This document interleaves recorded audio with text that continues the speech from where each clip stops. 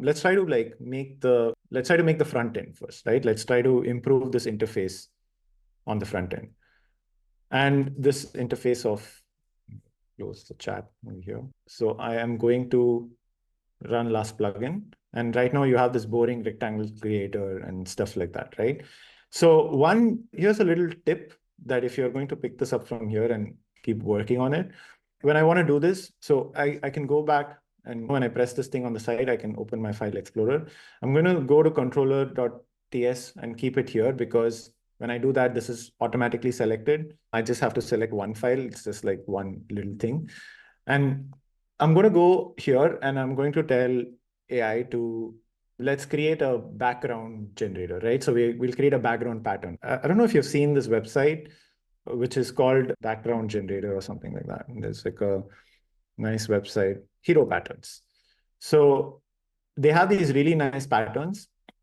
And I think they also have a plugin where they just like put these patterns into your Figma artboard. So we'll try to make that plugin right now. So what I'm going to do is I'm going to say create dropdown, or create a dropdown with just one value, which is like, for now, for the first version, we'll just pick one of the patterns, say jigsaw, right? One value, jigsaw, and a button below that says generate, right? And we are also going to say that, yeah, let's just create this and see. The issue sometimes is that it goes and tries to use a lot of libraries, but we don't want like it to do that. But let's see if it leads an error, then we'll try to figure this out. Okay, so it did some stuff. I'm going to accept. I'm going to go back to Figma and see what it did. Let me refresh the page. Oh, it created a dropdown and it created generate, and it had all of these things. So what I can do is remove everything else from the page apart from the dropdown, and generate, and style it better with CSS. You can always like say how you want to style it, but this is take AI for a toss and just make it do some styling, and then you can improve on it. This is one of those advantages. So I'm going to tag app.tsx. I am also going to tag ui.css. This is another file which is where my styling lives. So you need to know that this is also being accessed, and so that it doesn't create new files on top of it. And yeah, so I'm just going to style it and see how that works. So what I'm doing right now is I'm first creating the front end, where I'm just like creating a drop down that says, select this pattern that I want to make, and then a generate below that will just like generate this pattern. Okay, so when I accept, I'm going to go back into Figma. See, it already did a pretty decent styling. You can add your titles. You can say, okay, how much rounded border radius you want. How do you want to style your thing? How, if you want a soft shadow or not. Just type it all in text, right? Just say, do it in CSS, and just say, describe what you have. You could also design this in Figma, this interface, how you want it to look like. And you can go into cursor and just attach that image. And then you can say, design it like this. So this is like a big pro plus, because yeah, you could like this, Figma is trying to do all this like export to code, but this is like a highly underspoken about feature that you could totally use for to your advantage. So you could just like, when you're in Figma, so let me see if I can just do that and show you. So I'm going to make a rectangle here and just, okay. And I'll just like, no, this looks horrible though. And right, I'm just gonna, this for the example of this, I'll create this group. You should definitely change the shadow. I'm just doing it for the example. But yeah, you go back into cursor and then just, so what I did here in Figma, I did Command Shift C, which is just copying as PNG. I don't know if you are not familiar with the shortcut. It just copies the thing as PNG and just paste that PNG here and just be like, oh wait, I want to change the button to say generate. Okay, I'm going to copy this as PNG, and then I'm going to paste it here. And again, tag app.tsx and just say style the UI like this. Like literally, you're just saying, speaking to it like you would to a person. I think I forgot to tag UI CSS. I hope it automatically picked up that UI CSS also needs to. Maybe because it's there in the history. Okay. So there you go. It also visually aligns. I think it picked up some extra space here. But you see how it also picked up the border radius around it. It also did like a bit of overstate. It's doing things. So this is basically the foundational knowledge you need to know how to like start designing. And you can add a lot more things, add your like images here, add anything that you want, and you can start to create your plugin. So one thing is, okay, so now what we'll try to do is once you hit on generate, we'll try to add these like instead of rectangles, we'll try to add a pattern here. So I'm going to go back into my hero patterns. And let's say I want to add this hideout pattern. So once I'm here, all I need to do is first I need to like, let me download this unstyled SVG. So if you've not worked with SVG before, it's like this like vectorized images you can use. And when you open an SVG file, it looks like something like this. So if I open it with cursor, you can see it gives me this like SVG code. So I can just copy that code in my text editor. And let me open a new chat now. And I know that controller is selected. Controller is where the functionality lives. And I'm going to say, because I'm also like going to talk about app.asx, I'm going to tag that as well and say when I click on generate, paste this, SVG in the selected frame or artboard, whatever. And just I'm going to paste that SVG. And then see, I'm breaking it down and I'm not saying create a pattern already. I'm breaking it down. I'm like, okay, first do this, and then let's figure out how to make a pattern out of it. So that kind of makes things much easier. And let's see what it does. Some people got rectangles. Okay, sweet. So no errors. You might end with errors here. So I'm going to go see what it did. It gave me jigsaw, and I'm going to select this thing and I'm going to say generate. There you go. See, it created this pattern. So now all I need to do is just be like, hey, repeat this pattern around. And then we have this plugin built, which is probably ready to be shared in Figma's community. So we can say now repeat this pattern across the selected frame. That's it. I don't think there's anything else needed to be said. I'm going to say app and controller is selected across across the whole selected frame. So just make sure I'm very clear on what I want. I could have said create multiple copies of it, but let's see if I am smart enough to figure that out. It's only until this point where you're like setting things up and getting ready to talk to AI is the hard part. Once you've done that, gotten through the hard part, it's just all chat, designing with chat. You'll need to adjust the logic to calculate the number of SVGs that can fit within the selected frame.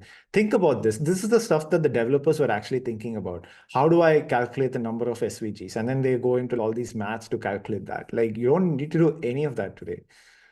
And you just say save all, go back here, select the thing, plugins, run last plugin, jigsaw, generate. That's it. It's this simple to create. Now you could go all sorts of things like group them in a certain way, make them in a certain color, add a little opacity, do whatever you like. So then just once you're ready, just take that package, take that folder that you have, put it in a zip and submit it to Figma, and you have a Figma plugin that you can share with the world. Questions? Why did it not go across the whole frame?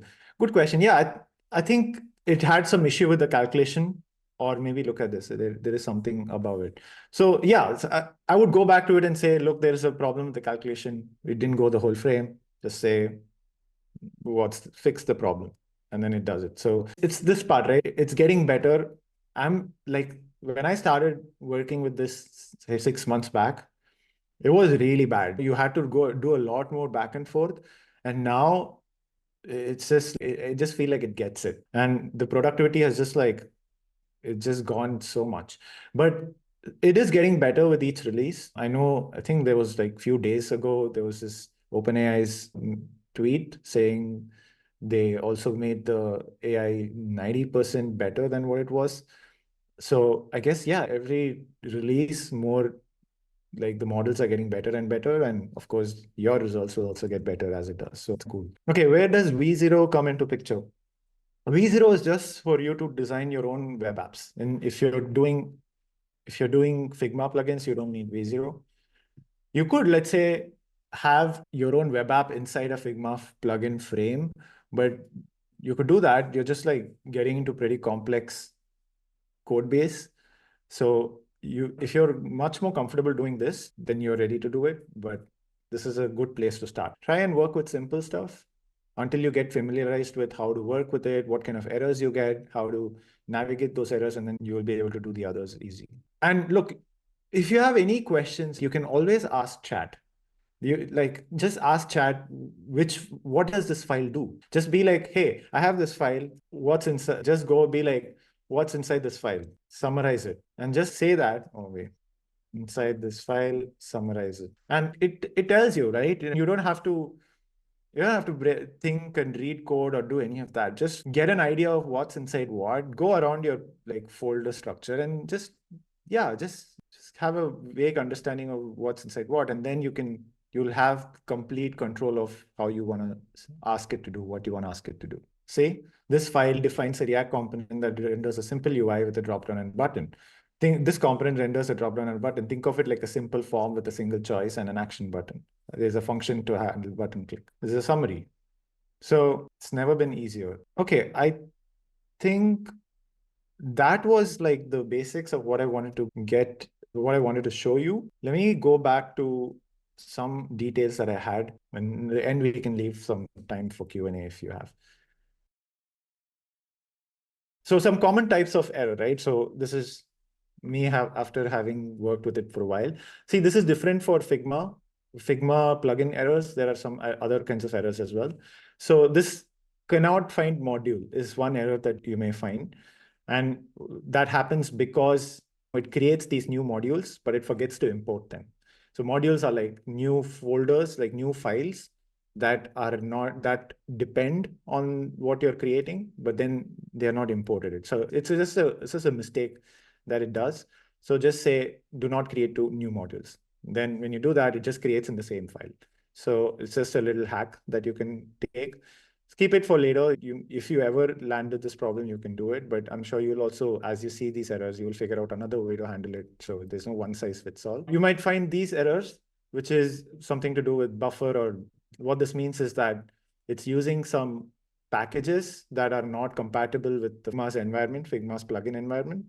So when that happens, just say, don't use Node.js specific APIs such as buffer. But wait, how did I know this, right?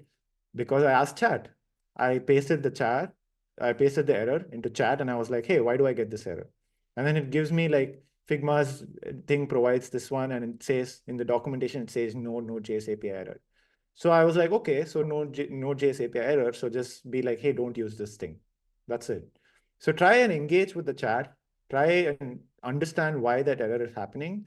And the more you do it, the more aware you'll get in terms of what's happening and how to work your way through it. What next, right? So Figma has an official AI template now. So it's something you can go and play around with.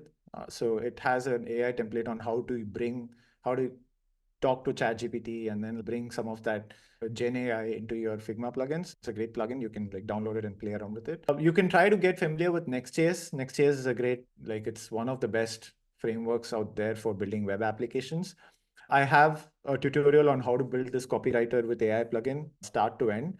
I'm hoping after you've learned this today, you'll be able to follow that along better, because like it's a bit of an advanced concept from what you learned today. And I also have an intro to Cursor and AI workshop that I did yesterday with a big group. And yeah, that goes more into like just building web apps with Cursor and AI. That's all I had. I have a feedback form I'm going to send you later. So if you have any feedback for me, I highly Could you appreciate drop the it. links in the chat? I'll drop that YouTube link that you shared, the copywriting one. Yeah, now time for Q&A. If you have any questions, I'm just finding the link and paste it in the chat. Oops. Oh, these were some of the stuff that we created yesterday. We created this like different, it's like fun ways of creating web apps. Yeah, it's all in the video that I will share with you later. Like this, Everyone in the call created some new interface like this. So it was a really fun workshop because we generated ideas.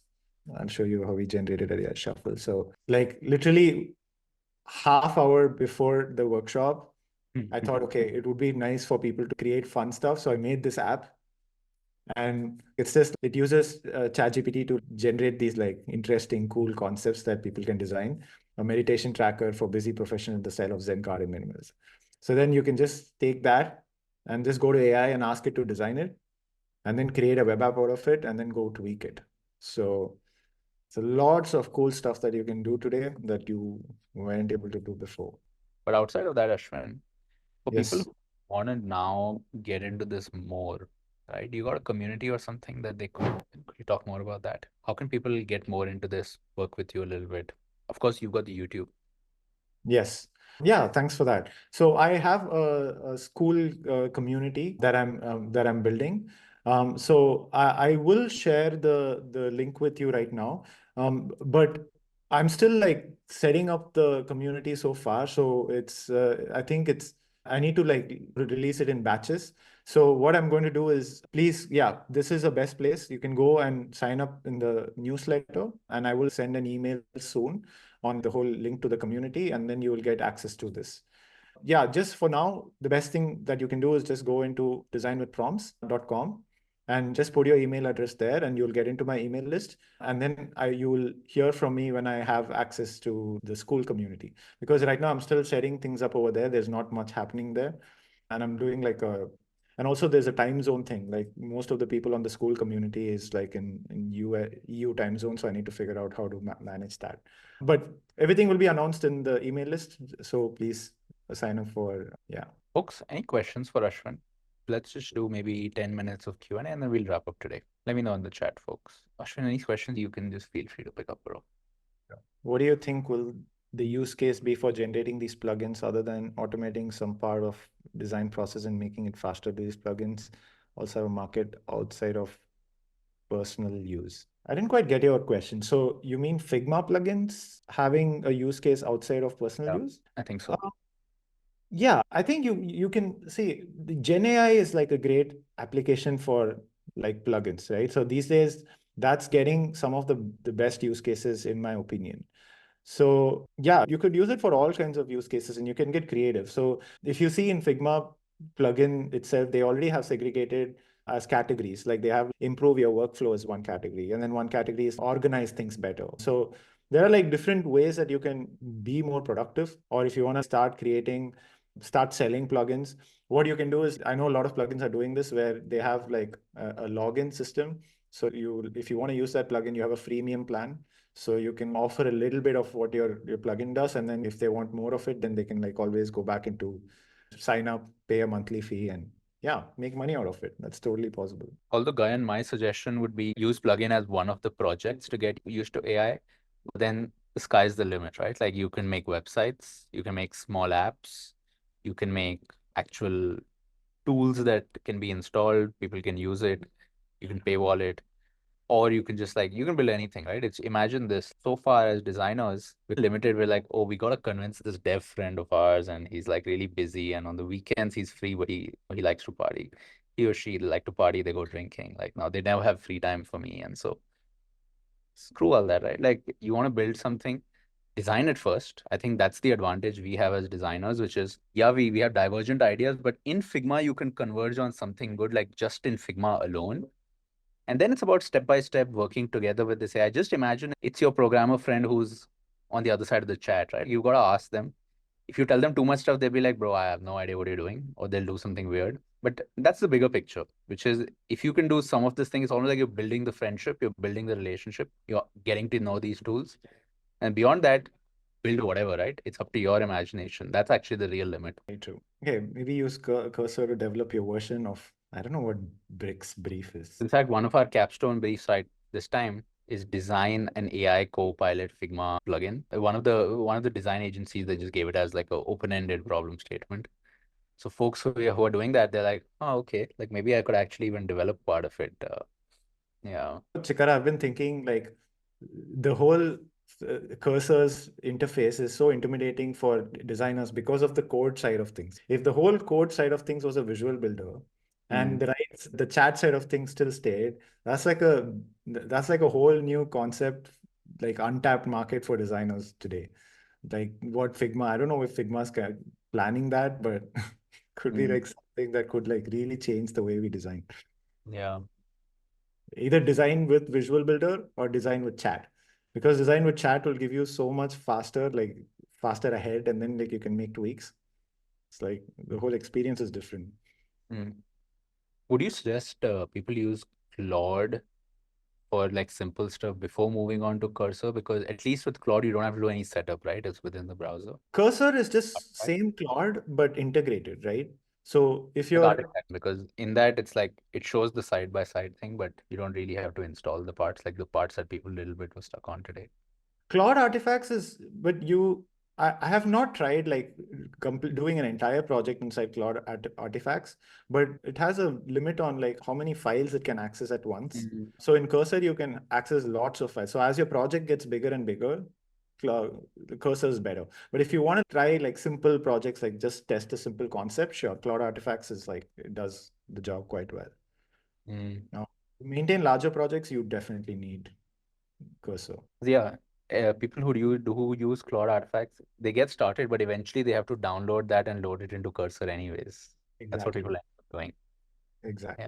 So I think there's a couple more questions. So you're talking about how we can also build web applications using Cursor. Can we build 3D stuff by integrating 3JS library? Oh, I have a video on that. I made a video on how to make an iPhone interaction where you can just, it's the same, like whatever you learned today, you would just follow the same thing. And I think it was also one of my most performing videos on LinkedIn. I just shared that. Interactive 3 phone and interactive 3D. Planet. Yeah. Yeah, it's actually very simple. So what's your take on how will this design engineering concept impact hiring? What's your POV on that? I think design engineering today in my organization specifically is just focused on design systems. Mm. So they are doing stuff that like they're building new components that our teams can just use. And they're just focused mostly on that. Anything outside of design systems, design engineering typically does not involve in today.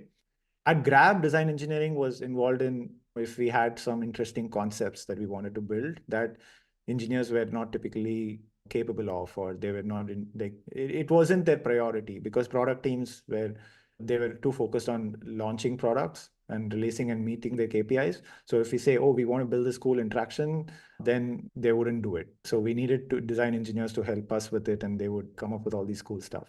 Has it impacted hiring? I don't think so. I think they are very different roles. They are very different roles. Although what I am doing today in my organization is more related to design engineering because I'm building plugins. I'm like working with Firefly API to generate these images and creating an interface for people to standardize prompts and all of that stuff. So I think, yeah, I'm doing more of design engineering these days, but I don't know in the future if this kind of will become like the roles will unify in one. It's very hard to say. It may not, for all it may not, but if AI gets better and something completely so much simpler that even the complication that you saw today that did not exist, then maybe things might merge. But I don't know for sure. Yeah. My POV, folks, is it'll go both ways, right? It's not going to be just one. One of the things will happen is eventually companies will want to hire front-end engineers that do design, and maybe they're more on they're more, let's say, 60% design, 40% front end, right? That's one possibility. So the engineering team, the front-end engineers might be design engineers, or the other way could happen, which is within design teams, you're like, hey, we need some people who know code. Like even Ashwin, like when we were at housing, you might remember this, like the team that I was part of, which is Housing Labs, we had an iOS developer on the design team, right? Abhiraj, who's also in Berlin now. Yeah. Um, why? It's because we were getting so deep into prototyping and map animations and all that. Eventually, we were like, there's a lot of stuff that we should directly just make it in code. And back then, of course, there was no AI. So we actually hired Abhiraj as he was a iOS developer, not on the development engineering team, but on the design team. to build prototypes, to build internal stuff. Although Abhiraj eventually switched to design, so now he works as a designer at Meta. But yeah, Yeah. Is he a product manager at Meta or is he a he's a designer? product designer. Yeah. Product designer. Nice. So basically, folks, is he, my anyway to summarize that it's your call, right? In the end, code is a material that you can now use. Those of you who were in other design fields before this, right? For example, those of you in fashion, you are very good at using physical materials, right? That's something that you have. Those of you in architecture, you have a very similar take on it. Now, when you're in UI UX design, yes, you can use Figma, you can make screens, you can do prototyping. So now you can do interactive stuff, but it's just pushing the limit of how much more, like taking material and bending it to your will to make something happen. Now you also have the opportunity to add code to the manipulation of reality that you're doing. Absolutely. Also, another way to look at it is you can do things that typical prototyping tools don't let you do with code. Figma or Protopy or Framer, they limit you at some point, like 2D physics engine. How would you do that? How do you use gravity to prototype something? You can do that with code. And now if you have the skill, so you don't really have to code something, but just use AI to prototype these things. That makes a really cool idea. Yeah. So the Angry Bird video that I have on my YouTube channel, that's using 2D engine library on how to bring that into your prototyping. Mm. Collision detection in Figma would go crazy. Could happen. But this is the thing, right? Figma, they are so conscious of making it like very designer intuitive. So they will be slow to get all these like super cool features into it. So if you go like one level deeper and try to use cursor and stuff like that, you'll be faster than Figma though. Like you can try things before Figma ever like launches it. That'll give people some advantage. I want to build a plugin that can group related Figma tabs. Nice. Cool, folks. All right, we're going to wrap up. Thanks a lot for attending this session. And thanks a lot, Ashwin, for showing us the possibilities. Folks, real quick in the chat, your quick 1 minute or one sentence appreciation for Ashwin before we wrap up. Of course, feel free to also share on Twitter. You can always quote tweet that post, the Ashwin thumbnail. Or, in fact, even the next level would be tonight or this weekend when you work on your plugin or whatever, and you want to share an early preview, tag us. We'll definitely repost. Yeah. That would be awesome. Yeah, if you build something and please tag me on LinkedIn, that would be amazing. Yeah. Thank you for having me, Chikara. It was great vibe here. I really like the vibe. I think the energy is awesome. And yeah, I hope I didn't intimidate any of you. Thank you. That's nice feedback. All right, folks. See you. Good night. Bye bye. Bye.